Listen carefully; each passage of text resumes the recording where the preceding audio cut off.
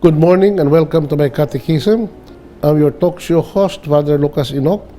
And again, together with me is my co-host, Brad Adam Ampier, the President of the Catholic Faith Defenders in the Archdiocese of Cebu. Today is the 21st Sunday of the Ordinary Time according to our liturgical calendar. And our Gospel reading today is taken from the Gospel of Matthew, chapter 16 verses 13 to 20. And it's a very important Gospel reading because I would say that this is the most debated text in the New Testament about the primacy of Peter and about this basic Christological question that Jesus posed to his disciples, who do people say that I am? And I would like to remind our televiewers or our viewers out there to please remain staying in this program because we really are doing this particular program as an aid of evangelization.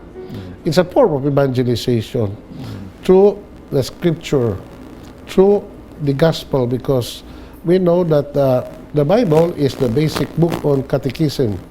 And this is also the basic manual of our evangelization ministry. That's why we encourage our people that they have to, especially we Catholics, that we have to love the Holy Scriptures of the Bible, and not only loving it, but we must also living this Word of God, written in the Holy Scriptures. And it's a problem because so many of us, have the Bible in their houses, in their homes, but never open this book, for the benefit of their spiritual life. And this is what Brad Adam and I are always encouraging our viewers, that we must read the Bible every day as part of our spiritual exercises, so that we may grow in the knowledge of our faith. We will also grow in our knowledge of God in Christ our Lord. That's why St. Jerome said, ignorance of the Bible is ignorance of Christ. And this is something that Brad Adam and I will be discussing today. Please stay with us.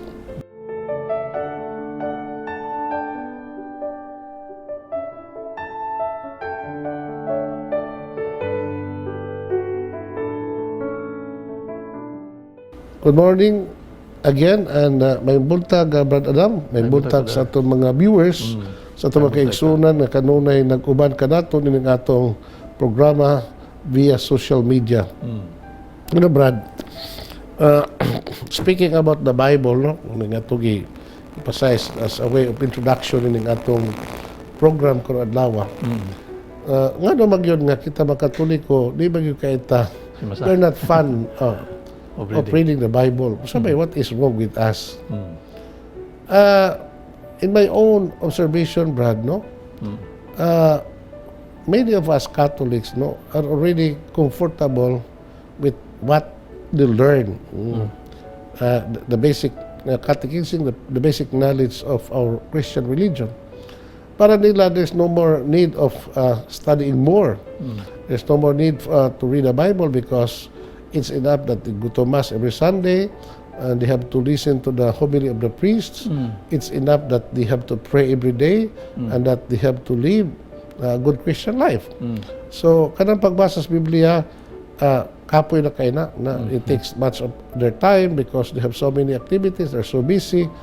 And for these people, many of us Catholics, para nila, there's no more need for them to read the Bible because they are already comfortable and of their faith. They are very secured of their faith, but that's not enough.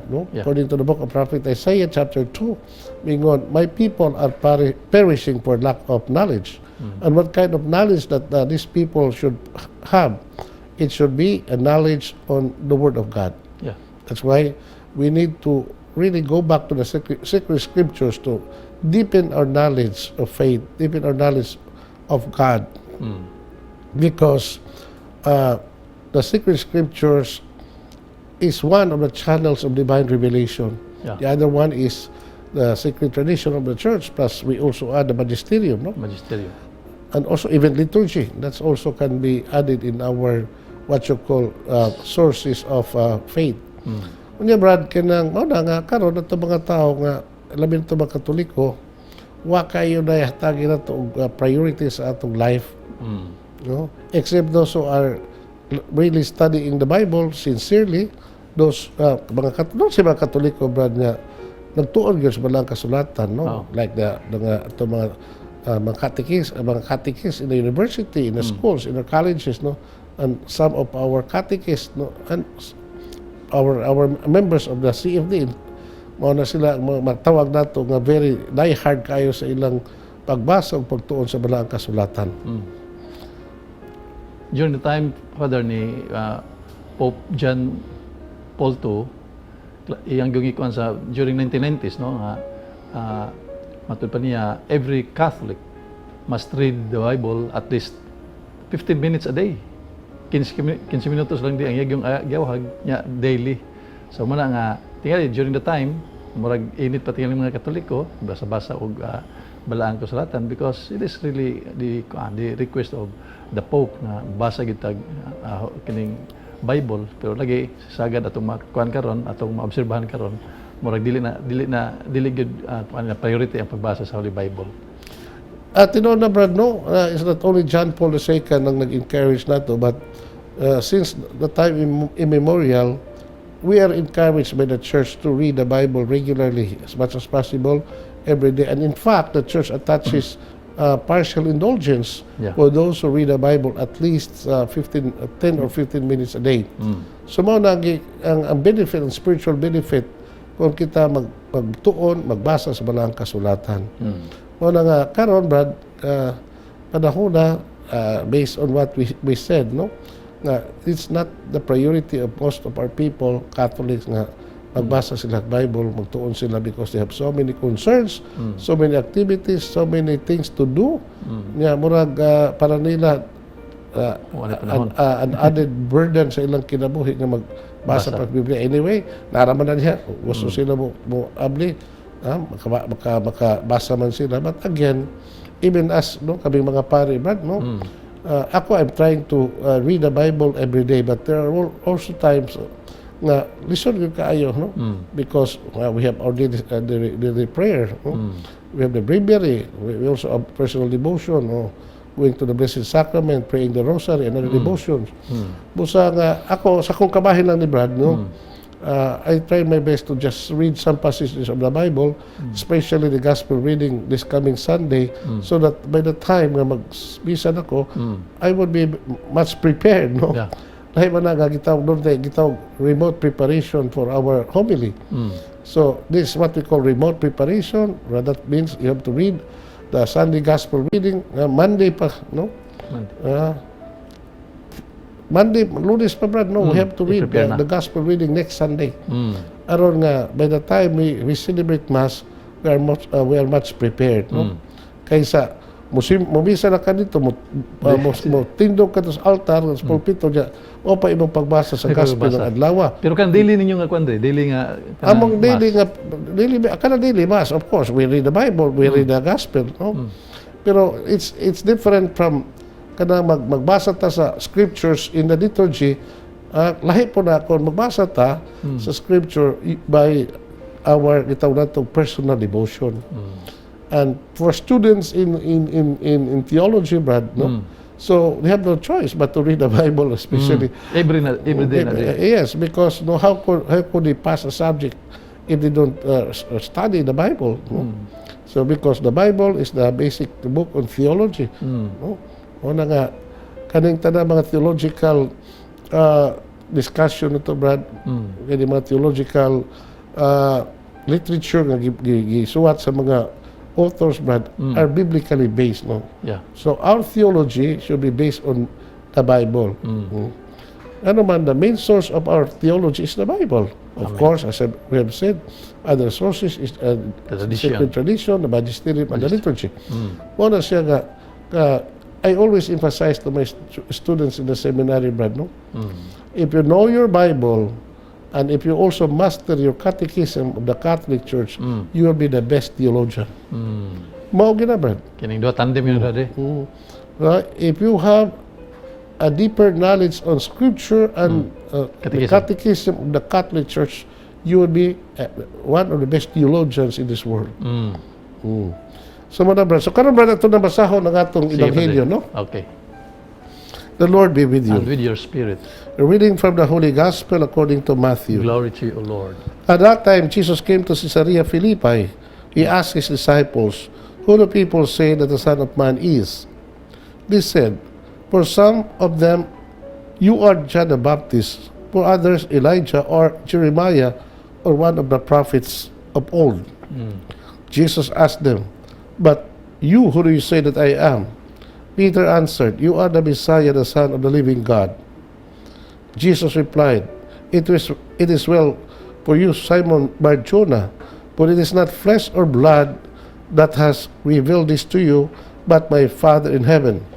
And now I say to you, you are Peter, and on this rock I will build my church, and never will the power of death overcome it. I will give you the keys of the kingdom of heaven. Whatever you bind on earth shall be bound in heaven, and whatever you unbind on earth shall be unbound in heaven. Then he ordered his disciples not to tell anyone that he was the Christ. The Gospel of the Lord. Praise to you, Lord Jesus Christ. But ang ato ebanghelyo, mubo ra kay na. No, but this is very, very important passage in the New Testament. As I mentioned, this is the most quoted and the most debated text in the New Testament. Controversial lady. Very controversial text, no? Among so many Christians, no, Yeah. Catholic, Protestants, Yeah. and many other people. No? Now, in our program today, Brad, let us try our best to explore Yeah. the real meaning of this text. Yeah. To enlighten us, unsa ba gyud ang kahulugan ining maong ebanghelyo, Yeah. unsa ba gyud ang meaning kabuot kay padayag kanatos to Ginoo to the sacred writer, no? This particular text is taken from the Gospel of Matthew. Matthew. Now, Brad, usa ka bata ngayon na ito hinumdan, no? Matthew wrote his Gospel around the year 80 to 85 AD. And this particular event, when Jesus and his disciples went to Caesarea Philippi and asked, "Who do you say that I am?" Yeah. No? And then he said to Peter, "You are the Christ. Who do you say that I am?" And Peter said, "You are the Christ, the Son of the living God." So, and he said to Peter, "Blessed are you, Simon, son of John, for neither flesh and blood has revealed this to you, but my heavenly Father," etc. Now, this event that we are reading, this event, no, that we are discussing today, no, happened around the year 33 AD. And Matthew wrote this event mga 80 So more than 50 years, Father, after sa resurrection. After the resurrection of our Lord. So, makita na to, Brad, ang gap of time ba Yeah. na nasuwat kini maong ihitabo, no? Aron gyud nga maagag nato kini maong mga pagtulunan ni ebanghelyo so ato kini pabalandungan, and we will discuss this the best way we can. Okay. So please stay with us. We'll have a short break.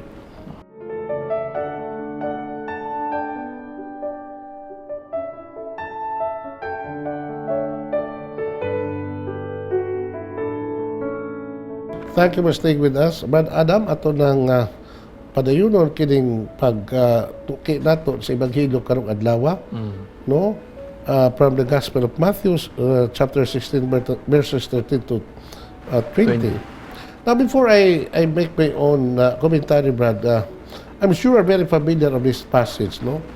Can you give our viewers, no, your own reflection based on this particular text, because you have been reading, studying in your lifetime as a Catholic faith defenders. What can you say about this particular text?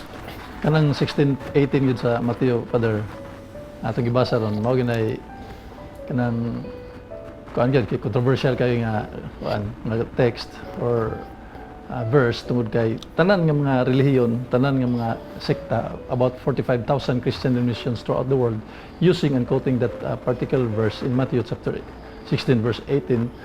To is Petros et soprang Petram edificabo ecclesiam meam et porti infere non prevalebant adversus iam. Thou art Peter, upon this rock I will build my church. So tanan nga mga kuan kay church, mitag church, Father, mura og kanang generic siya. So bisag kinsa nga denomination pwede magagamit ni ana. But yet only one church founded by our Lord Jesus Christ throughout the world. Usaran gyud, I will build my church, not churches. So kining tanan tungod kay generics pa diri mo na nga gubot gyud kayo tungod kay bisag kinsa day makagamit. But the history, because according to Job 8:8, read the history and see. Basaha ang ang kining mga kaagi o inyong mga kasaysayan o inyong klaro unsay tinuod. So mo na nga ang kasaysayan nagtug-an kanato that the only church founded by our Lord Jesus Christ is no other than the Roman Catholic Church. Mo na mo kisi-kisi sila padri sa atong mga igsoon nga wala lang tay kanang history, kana lang Biblia na lang gamiton tungod kay generics magigamit diha pa der. So mo na nga makakuan sila makalusot-lusot po sila. Okay, Brad. Sige, we'll discuss more on that, no? We'll talk about the context of this text, no?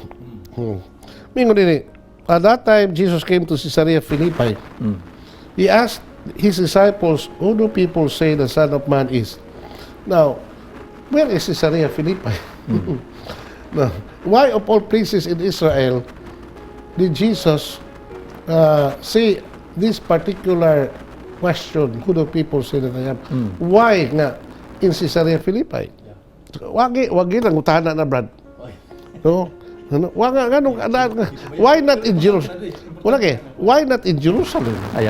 Why not in Galilee? Of course, no. Caesarea Philippi is part of the region of Galilee, but it's the northernmost tip of the province of Galilee.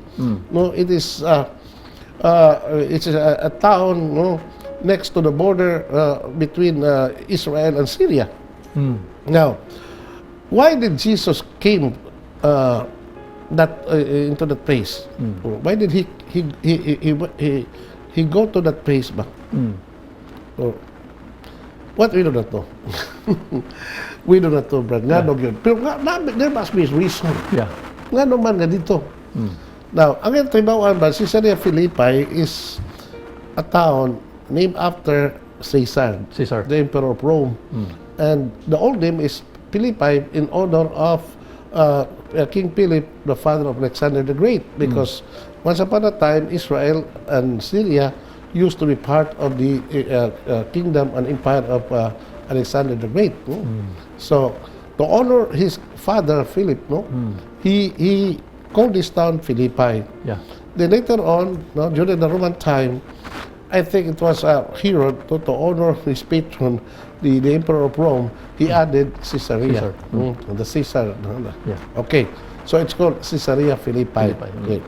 Now, Brad, in this particular town, it is a mixed group. Many Jewish people and also many pagan people. Pagan or Gentile people from different traditions, no, from different religious practices, no. Most of the temples, there's so many temples in Caesarea Philippi dedicated to the pagan gods. So here in this particular town called Caesarea Philippi, no, Jesus wanted to impress on the mind of the disciples. Here we come to this particular town called Caesarea Philippi, and you observe all around so many pagan temples dedicated to so many pagan gods. Here comes the Son of God, He, Jesus Christ. So against the backdrop of the town of Caesarea Philippi, whose area where there were many pagan temples dedicated to the false god, mao nagapangutada ato Ginoo, who do you say that I am? This is what we call a great Christological question, because when we study Christology, Brad, it's the science about Christ. Who is Christ? So before we study this particular science in Christology, we first have to answer this question: who is Christ? No? That's why we need to know our Christology, so that by knowing our Christology, we'll be able to know Jesus Christ. No? Now, based on the response of the disciples, Brad, mingon sila, mingon mo, kung say may kasulti sa mga tao, kinsa man ako, kinsa man ang anak sa Diyos, sa tao, the Son of Man is.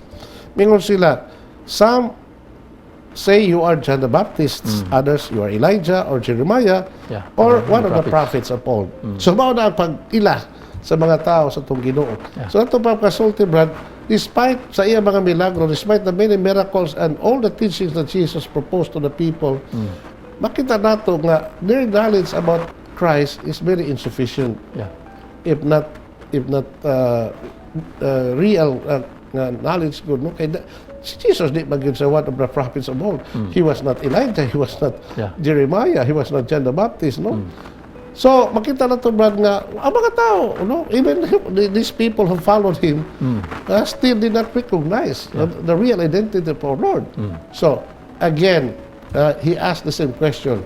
Ug mauna ang pag-ilas mga tao na ko, I'm Jeremiah, I'm Elijah, I'm John the Baptist. Kamo nga ako mga tinunan, be. Suod bagi mo na ako. Kinsa ba ko para ninyo? It was Simon Peter who said, you are the Messiah. You are the Christ, the Son of the living God. For me, Brad, no? This is this is my observation. This is the first dogma of Catholic faith pronounced by Peter, the first pope. No? No? So this is the faith of the church. This is the faith of the Christians. That we have to acknowledge and believe that Jesus is the Christ, kada Christ ko or Messiah, barom na Brad. Messiah, Hebrew or Aramaic. Hebrew.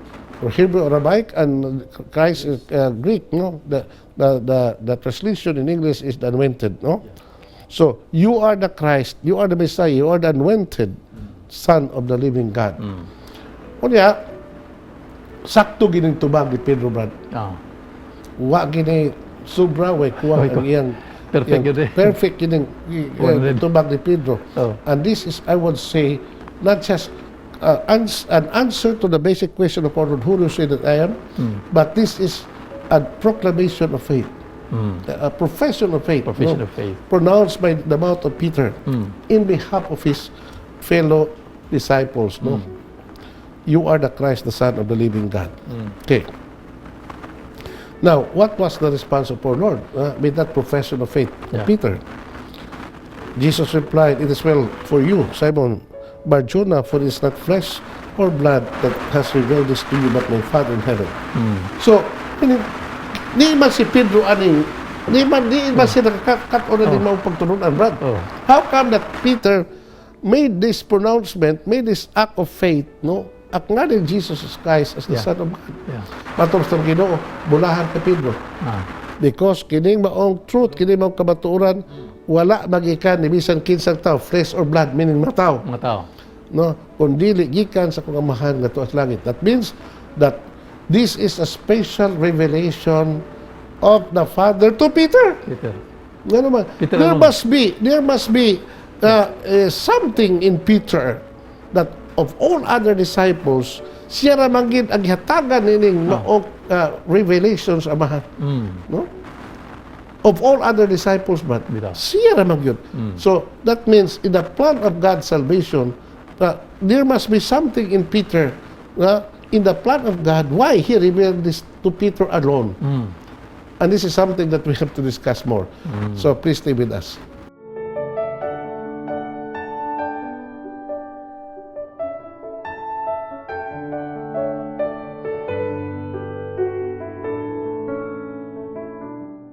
Thank you for staying with us, Brother Adam, ato ng padayunon ng atong reflection. No?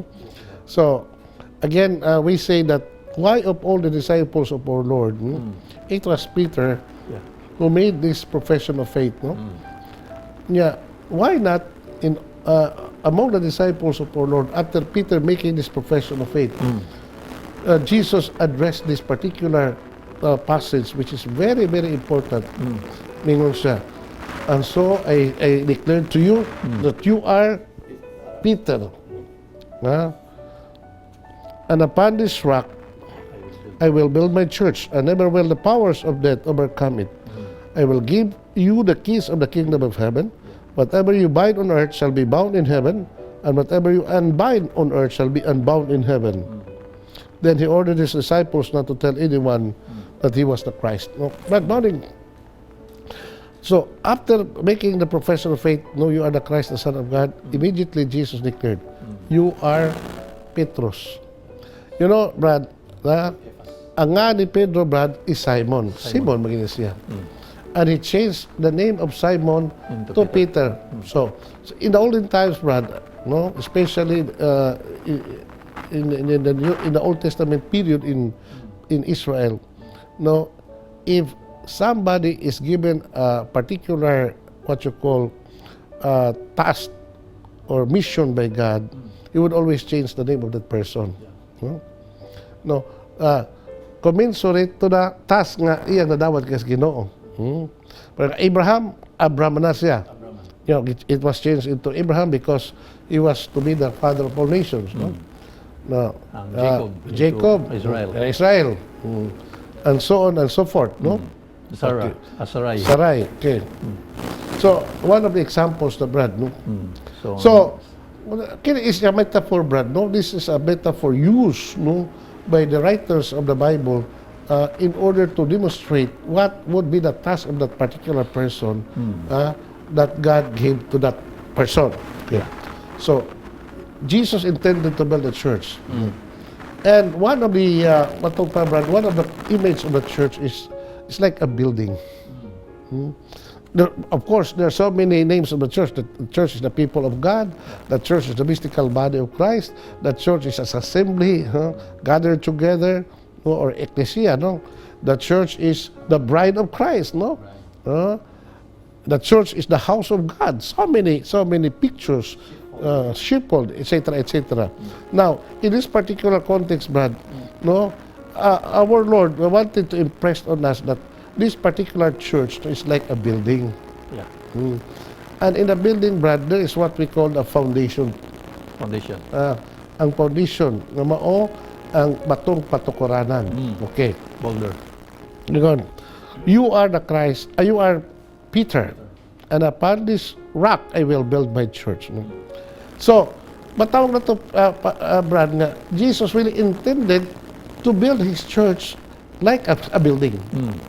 Of course, we don't exclude the other meaning that the church is a denomination, is an institution, it's a people of God. We don't exclude that, no. But in this particular context, aron masamtas mga tao, gustos tong Ginoo nga mahatag siya ko sa ka-picture sa simbahan like a building. That in this particular structure or building, doon na foundation stone nga mao si Pedro, si Simon. So, yeah, all other people who would make the same profession of faith as like mudawat nga Kristo as the Son of the living God would be added. It's like another stone added to the structure. Now, there are other theologians or Bible scholar, Brad, nga mingon nga, no, Christ is also the rock. We don't deny that. Jesus is the rock, no? Kay siya magyud ang punuan, siya magyud ang foundation sa simbahan. Oh, siya magyud ang all stones, no, are fitted together in this particular rock we call Christ. Yeah. What is the relationship between Peter as the rock and Christ as the rock? Ang relationship, but in my own interpretation and understanding is that He, Jesus Christ, is the true foundation of the church. And in this institution, human institution, Brad, no, He chose this one person in the name of Peter to be the foundation sa maong istruktura so that this structure will grow into a visible structure. We call it the church. Okay. Now, unya, Brad, mingon pag atong Ginoo, I will entrust to you the keys of the kingdom of heaven. Now, so, ikaw, Pedro, may foundation sa simbahan. No? Unya, gawas nga ikaw ang batong patukuranan sa simbahan, nga akong pagkatukuro, gitawag na akong simbahan, gawas man niya na ihatag pa na akong authority to govern this church. No? Because keys are symbol of authority in the book of Isaiah chapter 2. Okay. So, you will be the holder of the keys of the kingdom of heaven. That's why, Brad, doon na may pagutan ng what's the relationship between the church and the kingdom of heaven. In my own in my own understanding, the kingdom of heaven and the church are one. No, or I would even say that the kingdom of heaven subsists in the church. No, mana siya. So you cannot separate Peter from the church of Christ, no, because Peter is the foundation of the church and the holder of the keys of the kingdom of heaven. No other disciples of our Lord nga gitagaan ini, no. In fact, Brad, when Jesus pronounced, "You are Peter, and on this rock I will build my church," wag siya moingon nga to sa mga tinuna nga who were also present. Ikaw, Bartolome, pista ba ng Bartolome, Brad? I will entrust to you the kingdom of heaven. Ikaw, Simon, I will entrust to you the kingdom of heaven. Ikaw, Andres, I will also give you the keys of the kingdom of heaven. Ikaw, Jude Tadeo, ikaw, Santiago, but only Peter. That means, among the disciples of our Lord, no, among the college of the apostles, no, Peter holds what we call primacy. Primacy. And what kind of primacy? The church interprets the primacy of Peter, the primacy of honor and the primacy of jurisdiction to govern the church. That means Peter has the power to administer the church. Peter is the ruler of the church. Peter has the power, no? Kaya kita bagay ng threefold ministry of the church, no? The fullness of the power of the church rested on Peter, the power to teach, the power to sanctify, and the power to govern. Mao na gitawag the prophetic, the kingly, and the priestly office of Christ. Iyang gihatag ngadto kang Pedro. Mao na siya. The fullness of power by Christ is given to Peter in order that Peter would govern his church, no? Unya, of course, Brad, kining atong interpretation, many would disagree. Daghan ang would disagree ng atong interpretation.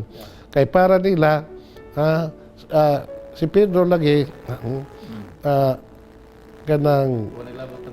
si Pedro, kanang atong pagtawiyawi, wala magpasabot nga si Pedro mga ipangulo simbahan, wala magpasabot nga si Pedro has the power to forgive, and to retain the sins of men, no, because no, part of the power of the keys, no, ito the power to bind or to unbind, the power to forgive, and the power to retain the sins of men. So that's part of the power of Peter. So para nako, Brad, no, the power of Peter, like the power of the present Pope of today, according to canon, is supreme, full, and immediate. Full, supreme, and immediate because of the keys that Christ entrusted to him. Kaya, Brad, doon ay passes din, Brad, nga, angay po na itong isgutan, mingon itong Ginoo, I will build my church and never will the powers of death overcome it. So, meaning to say, nga, this church that Jesus founded on Peter, no, will prevail until the end of time. That no amount of human power can destroy this church, and it has been tested in the last 2,000 years. No, so many people, so many nations, so many powers, no, so many ideologies, no, wanted to destroy this church, but they failed. Ano man? Because, in fact, other religion, Brad, nga, mingon nga, tinuod na nga si Kristo magtukod ng simbahan. After some time, nawa tong simbahan ni Kristo, mitalikod ang mga tinunas tong Ginoo. Karon ilang ipabarog ang mga simbahan. Ayan na sila. Mo na gitawag og restorationist doctrine sa ubang mga tao nga it's because, no, mitalikod ang una mga tinunas tong Ginoo in the early days of Christianity, karon ilan na pabarugon. Pero that is contrary to the gospel reading. Karon, Brad, nga magon tong Ginoo nga this church would continue until the end of time. This church would persevere in the respectability of the church, no? Yeah, kung mao na, Brad, nga nawagtang rin simbahan ni Kristo, nabakakon tong Ginoo. Unya, mingon pag itong Ginoo in other parts of the gospel that I will give you the Holy Spirit. Ang Espiritu Santo gikan sa akong amahan, ihatag ko kaninyo o magkuban sa kaninyo hangtod sa katapusan sa kalibutan. Amen. So, this particular church, Brad, is the Catholic Church, no? Yeah. Whether we like it or not, no? Whether other people would disagree with us, but with with full certainty in my mind, brother, Yeah. and a full conviction of my heart, Amen. I would say that this church, founded by Christ, according to our gospel reading today, is none other than the one Holy Catholic and Apostolic Church, because this is the only church that can trace its ancestry, its origin back to Christ, back to the apostles and to Christ Himself. Amen. And let us be glad and be joyful, Amen. we Catholics, that we belong to this church. Praise the Lord. And let us hold on to that belief. Let us hold on to that grace that God has given to us, that we are part of the one Holy Catholic and Apostolic Church, and we have to persevere in it so that we can have our eternal salvation. The Lord be with you. The Almighty God bless you, the Father, the Son, the Holy Spirit. Amen. Thank you and good day.